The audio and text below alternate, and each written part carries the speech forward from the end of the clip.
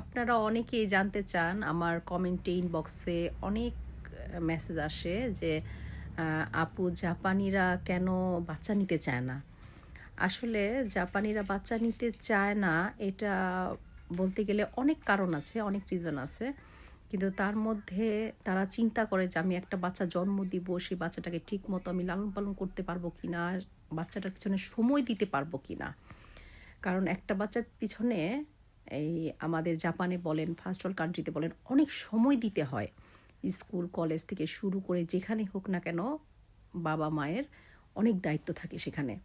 তো সেইটা পালন করতে পারবো কি না এটা চিন্তা করে।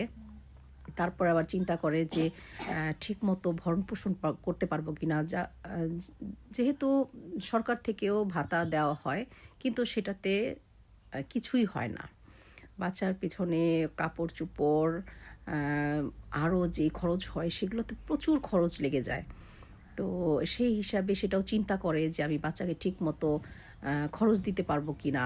কারণ সময় দিতে গেলে তো ঠিক মতো জবে অ্যাটেন্ড করতে পারবে না, জবে ছুটি করতে হবে। জবে ছুটি করলে তো টাকা আসবে না, বেতন আসবে না, বেতন না আসলে তো সংসার চালাতে পারবো না, সংসারও ঠিক মতো চলবে না, প্লাস বাচ্চাকেও ঠিক মতো ভরণ পোষণ করতে পারবে না। সেইটা অনেক, এটাই আর কি, অনেক কিছু চিন্তা করে, অনেক কিছু চিন্তা করে দেখা যায় যে জাপানিরা বাচ্চা নেওয়া কিংবা বাচ্চা নিলেও দেখা যায় যে একটা দুইটা এর বেশি তারা নিতে চায় না।